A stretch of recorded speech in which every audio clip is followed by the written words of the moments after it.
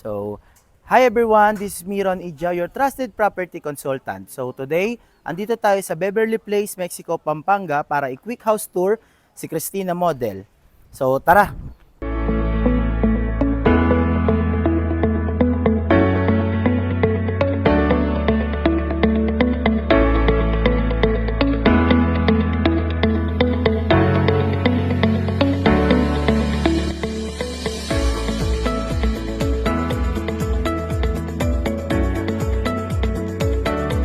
So ayun guys, so tara, pasukin natin ang Christina Model. So as you can see, meron siyang gate and fence na up to 2 meters. And as we enter, yan, bubungad sa atin ang isang napakaganda at very elegant design na housing project ni Dimiterland. So this house is called Christina Model. It has 3 bedroom and 2 toilet and bath. So with minimum lot area of 100 square meter and 90 square meter floor area. So tara, pasukin natin yung kanyang setback. Dito sa side is meron na siyang faucet. Then upon turnover is may water and electricity na. Meron din siya ditong pinto sa likod na tagusan dito sa ating kitchen or gagawing dirty kitchen. So ito siya guys. So etong service area natin is pwedeng gawing service area, laundry area, or if ever pwede kayo dito maglagay ng if ever meron kayong party, gusto niyo mag-barbecue party, is pwede rito. So tara, ikot tayo. So dito sa side, pwede itong lagyan din ng mga plants. Like yung mga tita natin na mahilig magtanim-tanim. Then dito naman sa front, meron na tayo ditong basic landscape na kung saan pwede gawing pocket garden or mini garden. So tara guys, pasukin naman natin ang loob. So by the way guys, all our doors are made with solid mahogany woods. So ayan, naka-cove or drop ceiling na rin ito, depende sa choice mo. So meron na tayo ritong tinted light, tinted window, and pwede rin siyang gawing one-way mirror. Sa dining area, katapat lang siya ng lanay area.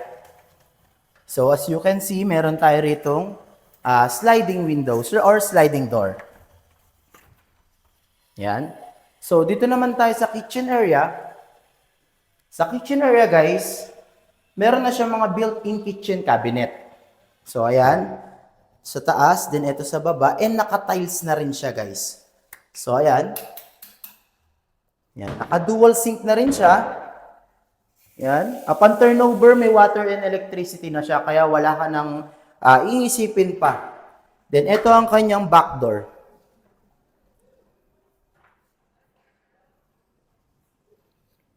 So, ayun.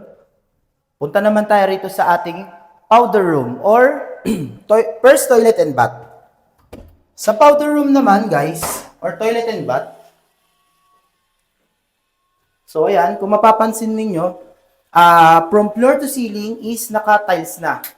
Ayan, naka-tiles na rin siya. And meron tayong telephone shower, regular bowl, and lavatory. So, proceed tayo sa may second floor. So, ayun guys, punta naman tayo sa may second floor. So, as you can see, dito sa ating stairs, ang handrail natin is naka-solid mahogany woods na, naka-tubular, and glass.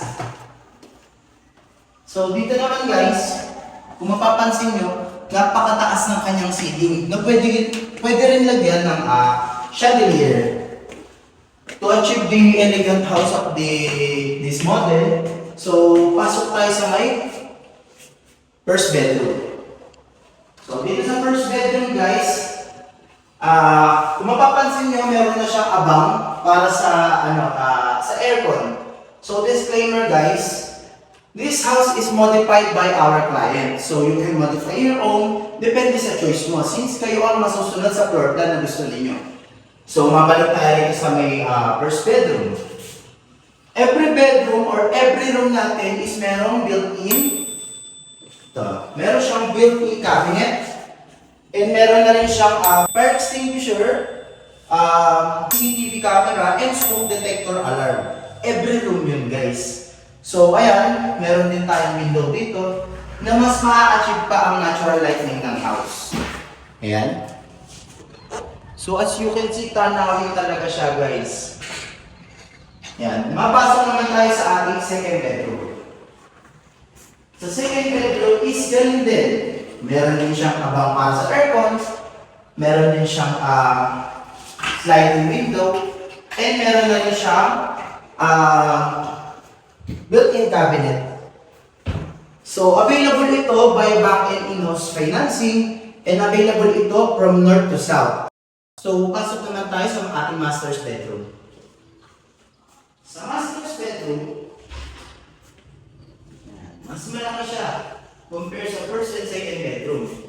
And ayan, meron na rin siyang abang para sa aircon, more windows para ma-achieve ang natural lighting ng house, and para mas ma-achieve niya pa ang good ventilation ng house.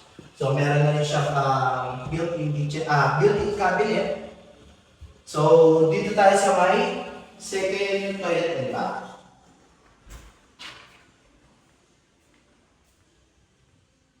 So, ayun, sa toilet and bath, from floor to ceiling is naka-tiles na rin. Okay guys, lahat po ito is buhos. Hindi po ito precast, buhos po talaga siya. So, walang tinipid, lahat buhos po talaga yan. So, ayan, meron na rin siyang rain and telephone shower, regular toilet and regular bowl, and meron tayong lavatory. So, dito tayo sa ating balcony. So ayan guys, sa balcony natin, kung mapapansin nyo, panaw niya lahat. And dito sa balcony natin, ayan, mas maganda rito mag-unwind. So ayun guys, open for modification ng house na ito. So choice mo na kung ipapa-extend mo pa itong balcony hanggang doon sa may front or front gate para magkaroon ng ceiling yung ating carport area. So ayun, available ito via bank and in-house financing. Then if interested ka, i-PM mo lang ako sa akin Facebook page and messenger account. And huwag mo kakalimutan na i-like and follow din ako sa aking YouTube, TikTok, and Instagram.